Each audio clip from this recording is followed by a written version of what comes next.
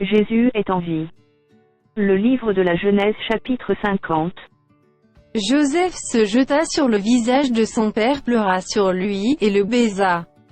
Il ordonna aux médecins à son service d'embaumer son père, et les médecins embaumèrent Israël.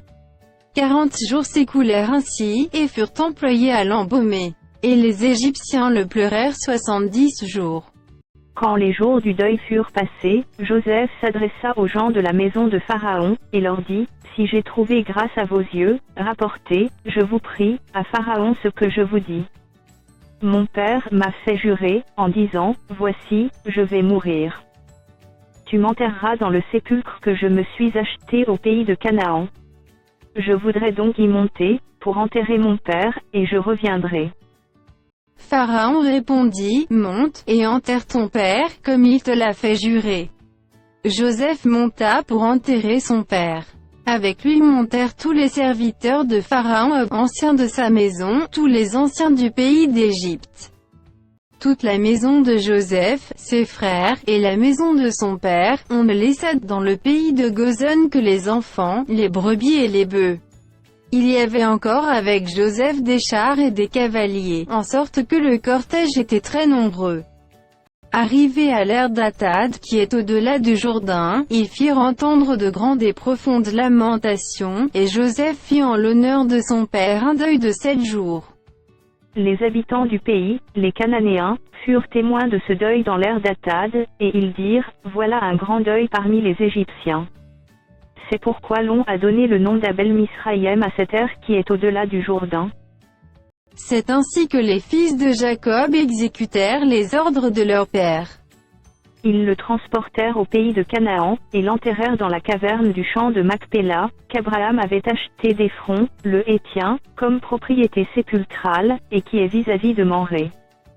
Joseph, après avoir enterré son père, retourna en Égypte, avec ses frères et tous ceux qui étaient montés avec lui pour enterrer son père.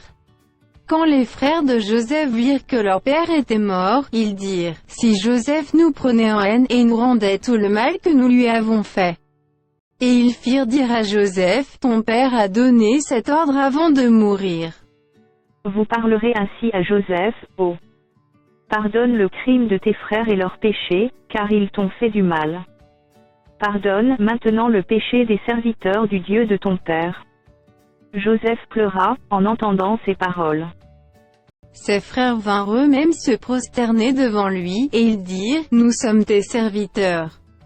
Joseph leur dit, soyez sans crainte, car suis-je à la place de Dieu? Vous aviez médité de me faire du mal, Dieu l'a changé en bien, pour accomplir ce qui arrive aujourd'hui, pour sauver la vie à un peuple nombreux. Soyez donc sans crainte, je vous entretiendrai, vous et vos enfants.